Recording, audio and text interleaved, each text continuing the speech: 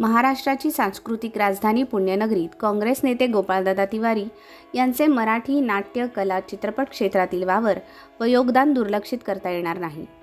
मराठी अभिनेत्री व चित्रपट निर्मात्या स्वर्गीय स्मिता तळवळकर यांच्या कळत नकळत या चित्रपट निर्मितीची वाटचाल सुरू असताना पुणे शहरातील पेशवे पार्कमधील फुलराणीची व त्यावेळी नवीनच झालेल्या सारसबागेत शूटिंगसाठी पुणे महानगरपालिकेची परवानगी हवी होती।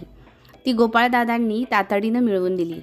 मराठी चित्रपट दिग्दर्शक स्वर्गीय कांचन नायक, हेमंत देवधर आदींच्या मैत्री संबंधामुळे गोपाळदादांचे मराठी नाट्य चित्रपट सृष्टीशी सहकार्याचे नातेसंबंध जोडले गेले। म्हणूनच निस्पृह भावनेने सहकार्याचा सतत हात देणाऱ्या गोपाळदादा तिवारींचा नामोल्लेख कळत नकळत या चित्रपटाच्या सुरुवातीलाच आभार प्रदर्शनात दिसून येतो। कळत नकळत चित्रपटास राष्ट्रीय पुरस्कार मिळाल्यावर सर्वांनाच खूप आनंद झाला।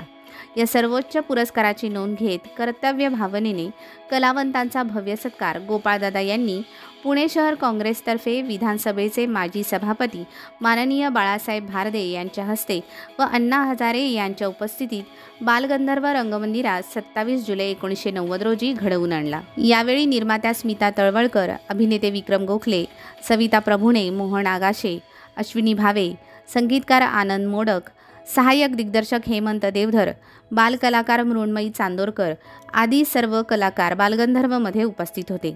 या सत्कार कार्यक्रमाची संकल्पना व नियोजन हे शहर काँग्रेसचे तत्कालीन सरचिटणीस गोपाळदादा तिवारी यांनी केले होते। कलावंतांची प्रकट मुलाखत व सूत्रसंचालन नुमवीय मित्रवर्य सुधीर गाडगे यांनी केले। गणेशोत्सवाच्या माध्यमातून महाराष्ट्राचा सांस्कृतिक वसा जपणाऱ्या पुणे फेस्टिवलमध्येही गोपाळदादांचा सहभाग होता।